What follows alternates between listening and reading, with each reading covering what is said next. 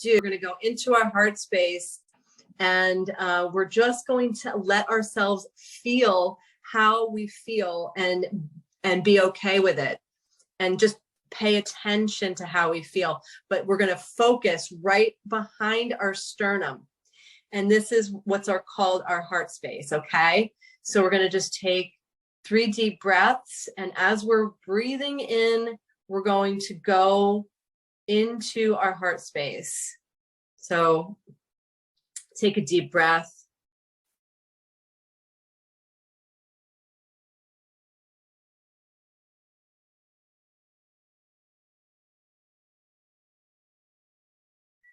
Take another deep breath in.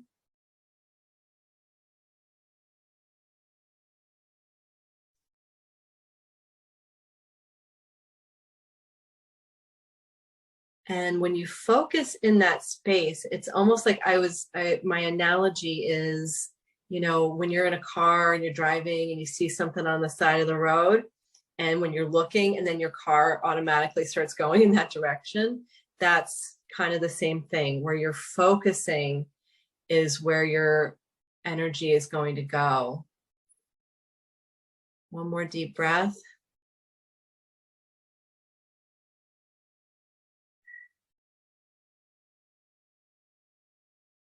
And just feel into that space. Just keep your attention there as long as you can. And when you feel it wavering, if it does, if you lose track, just go back there and almost imagine it like unfurling, like opening up like a rose, like rose petals, just like blooming.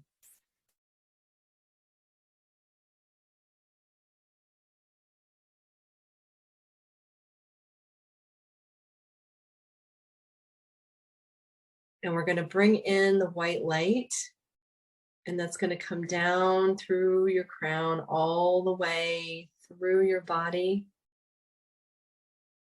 down the central column of your body.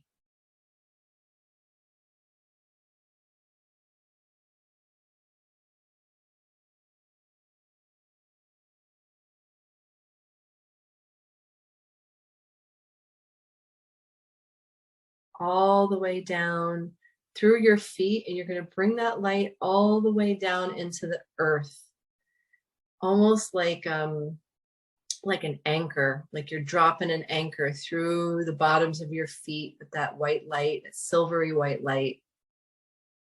And it's going to go all the way to the central core of the earth.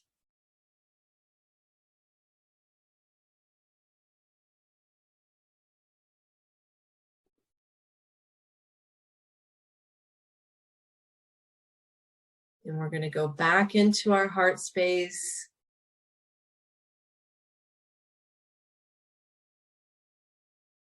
And now I want you to cultivate a feeling of appreciation and love. And if you find that difficult to raise, like you're raising your vibration by feeling this feeling, right? So think about something that you really love. For me, it's my dog and my family, the beach, yummy food. And let that feeling spread through your entire body.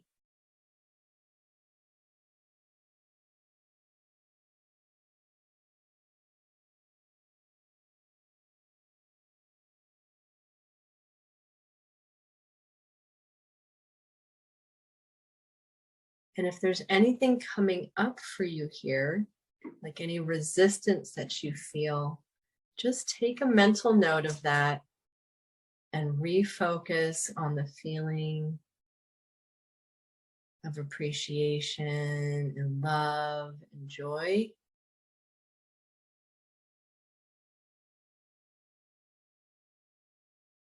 And you're going to feel a massive expansion. I don't know if you can feel that. I can feel that. in your chest.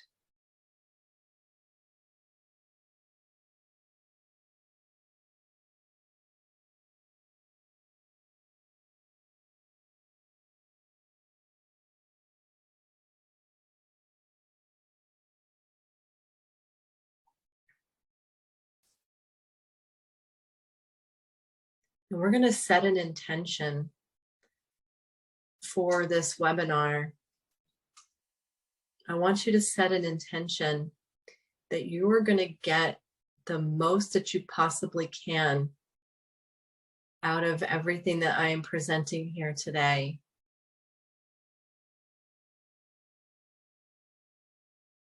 And out of this meditation.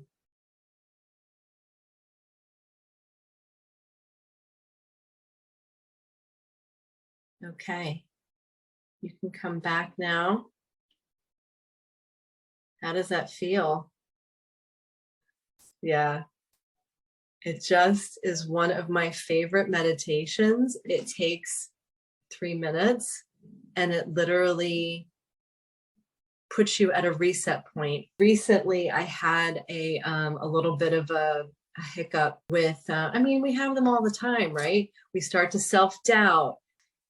And I used to just get really down on myself. First of all, I didn't even recognize that I was doing that to myself. So I've become the higher I raise my vibration on a daily basis, the more I notice when I'm not in that space. When you notice faster, it happens less.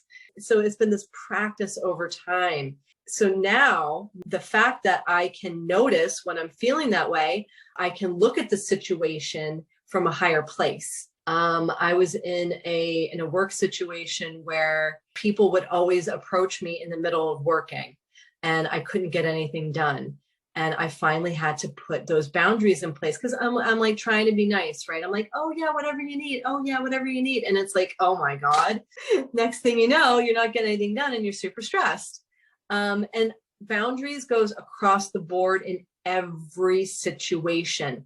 So anytime that something comes up, you got to really evaluate what it is that you want to let into your life. So if you keep a journal, or if you now I talk to myself every day, or I try to when I remember, because if I don't remember, then I find myself, I get all bunged again. So I mean, it's like, and you can't take yourself too seriously either. It's like, you know, you're just going through your life, right? You're trying to let things flow. So I have found that if I actually get out ahead of it and already do the releasing. So the next part, so we did a little bit of a cleansing. We can do a release. So what you do after you do that like little white light meditation, you go into your heart space and you release everything that is no longer in alignment with your highest good. And you say, I just release it.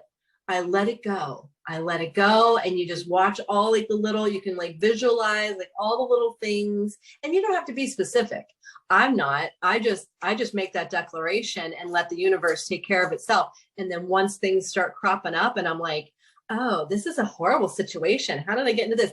Oh, this is something I need to let go. Okay. All right. And then I process it.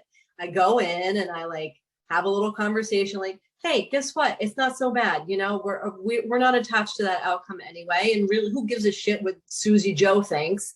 And sorry, I'm dropping S-bomb. I got a potty mouth.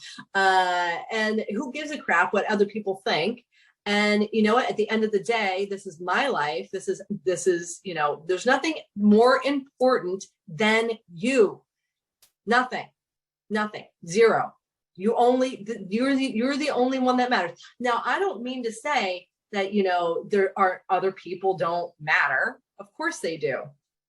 But when it comes to your life and you are number one. So that is where I have, and still sometimes, of course, like I was a people pleaser, have been a people pleaser, which is another boundary issue, right?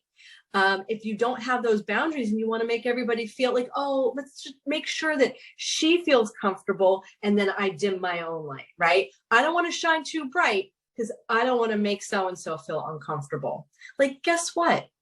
No. So where does that people-pleasing thing come from? Well, it comes from an abandonment wound.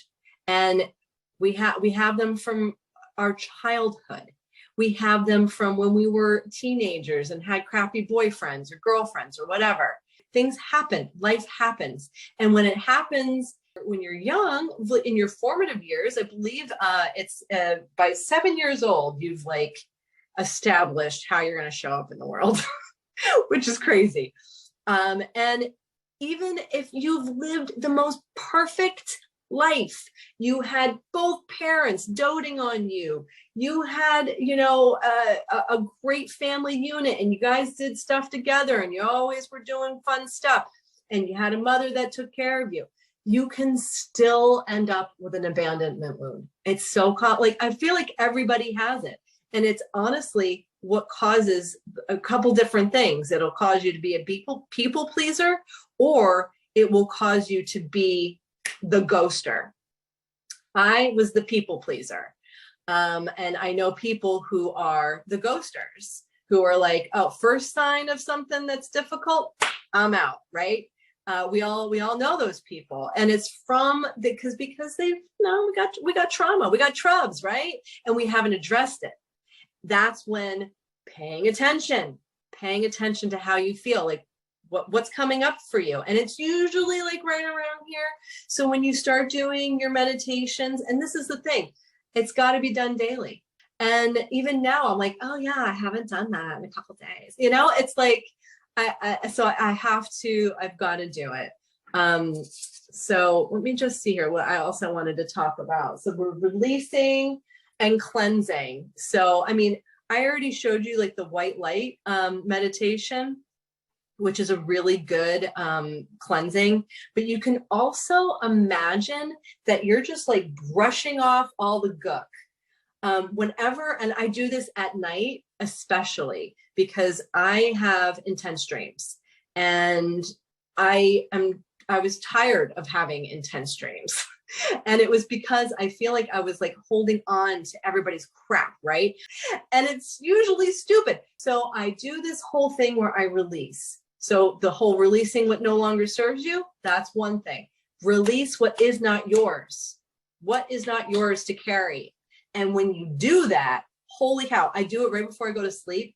And I feel lighter. Like I feel like it's just amazing. So I'll do my whole cleansing thing, and then I consciously intend and decide I am releasing, and I state I am releasing everything that is not mine.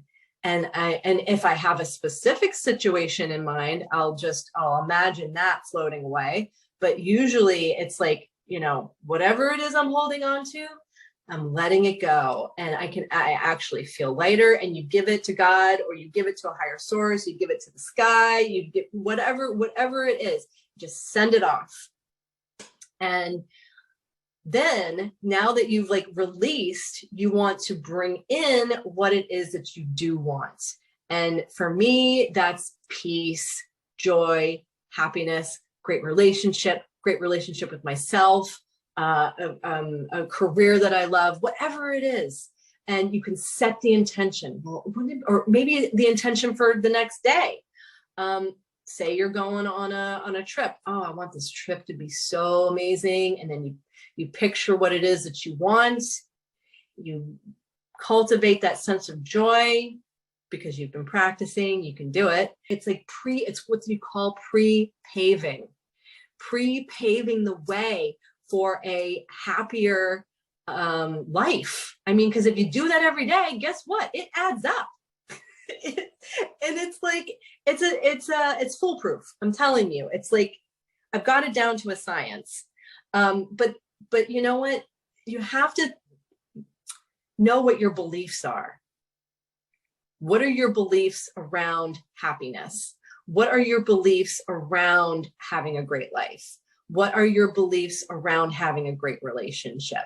That is a big one. And actually, I can feel right now some pain right here in my chest.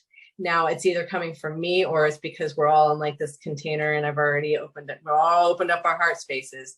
So it's okay.